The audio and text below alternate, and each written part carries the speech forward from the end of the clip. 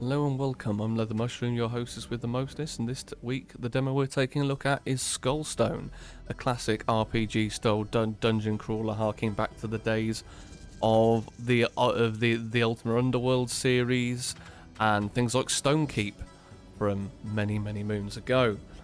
I really like the party creation for the fact of you can see there how many heroes you've got to choose from. Now I'm not sure how many of those will be available to you in the full game, or whether you unlock them as you go on. That's a bit of an unknown yet.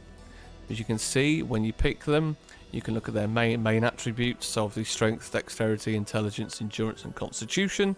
Their abilities, light armor, dagger, bows, throwing weapons and swiftness, or as of the mage, robes and healing, etc. Now the skills are all different, but the skills are set from what I've seen so far, but they show a lot of promise, and it shows you the starting loadout for the infantry of that character, which is a very nice touch. I didn't go for the rogue here because I just don't like rogues that much. Feel free to hate me in the comments. Now, I really appreciated the movement in combat here. Well, just the movement in general. It works on a grid-based tile system, using WSAD to move, and Q and E will turn you respectively left or right, which is a very classic system, and it feels very natural, and it might feel clunky at start, but you get used to it so quickly. Now, what I really liked here was when you pick up these chests, and you open them. Obviously they're going to be full of items. This one in particular is full of ore. Now ore will be useful to you later on, so you can open up that chest by right clicking on it, and then spread the weight of those items across your party very quickly and very easily, and I think that's a really nice feature. When you're done, you can close the chest, pop it back on the floor, which is, so in that time you've opened, spread the weight across your whole party, so no one's over encumbered or anything, or taking any damage to stats from it. I was a very big appreciator of the map as well in this. You discover it as you go, and it just goes on a basic simple system of if the map's been discovered, you've been there. If you've not been there, it's not been discovered, and I really like that. It's not procedurally generated dungeon either, which is very nice to see. Now, one thing that I found, and I don't know whether this is a feature in the game, it just happened more than enough times for it to be consequence.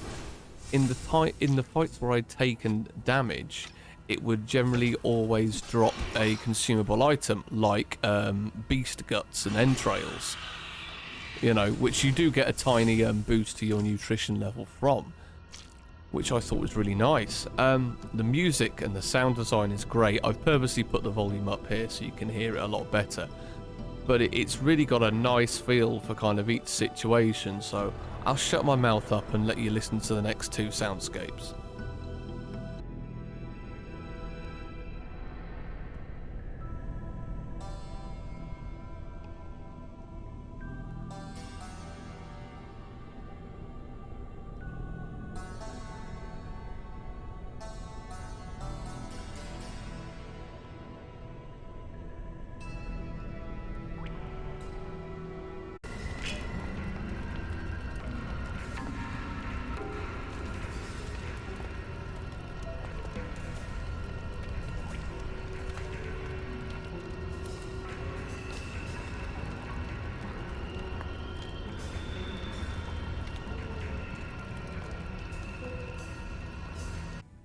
Now, personally, I thought those are absolutely fantastic, but next on the agenda is lighting.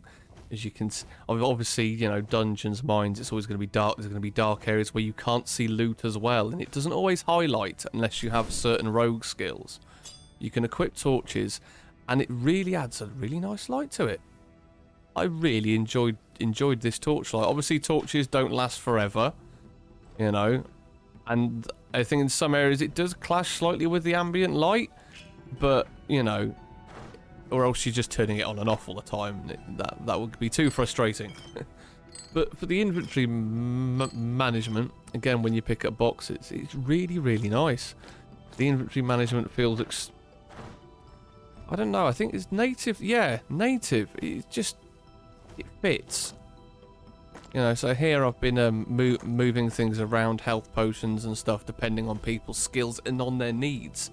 You know, you kind of want each character's inventory to be suited to their needs, so they're obviously using the mana potions for the mage, obviously. You know, everybody uses the mana bar, as it were, you know, for their abilities and skills as you go on. It's not just exclusive to mages, so that's a good thing to keep an eye on as well. Now, for leveling up, this was just really basic, but really functional. So you get your ability points, and the green section, so they're your heavy armor, swords, etc. Those abilities are what you've got equipped at the time. Obviously, he's got heavy armor, sword, shield, and toughness being, you know, part of his class. If you look to the left of the screen, every time you level it, it'll show you what boost you get at every level, which is really nice because I think it means you can kind of plan the future in that build for that character, you know. And every level up landmark, you unlock more of the preset skills for that character, which I think is really nice. It's a good feature. Now, beasts have certain effects, and I was a little bit so this is where I kind of get to my cons and criticism here. And it was really hard to tell sometimes what effects the beasts were having. So having, like, you know, some kind of bestiary would be really good, you know. So, like, after you've encountered one or two or killed them, you can look in the bestiary. It shows, you know, what talents and what attacks they do and what status effects that has on individuals or a party. Used arrows and used throwables, I found a bit of a pain. It's alright if, say, you're standing here, you've pretty much just cheesed them coming out this doorway. You can just drag and drop your arrows across to the inventory of the corresponding character. But if you haven't done it in one spot, you have to run around the whole room trying to find the damn things. And maybe it's just a personal thing, but that did get on my nerves slightly. As you can see, you've got your party of 4. So hotkeys 1, 2, 3, and 4 do the main attacks for each character. But I'd like to see some kind of way to kind of like add a combo system to hotkeys. I think that would be really quite cool. I'd like that. Now, there's a great nutrition health system in here for food. Obviously, you eat some, and you can see there in the bar on the right-hand side, you've got the faded red, which will be the maximum amount it'll regenerate to with eating that food, which I thought, you know, was pretty helpful. The containers that you can carry, so you can carry things like sacks. I really like this feature because it means you can just load all of your, say, like all of your food into one sack, and bam, that's one slot taken up and not 6, which is really, really great. And you can do the same with the normal containers if you want, but obviously it's all carry weight depending. I haven't found much need to hold on to any wooden boxes or chests just yet. But, you know, obviously your mileage will vary on that, I guess. This was a short video, and it's a slightly different format to what I've been doing. But any criticisms or thoughts, let me know in the comments below. The links will be down here, down below in the demo for Steam. And I hope you enjoy it as much as I have.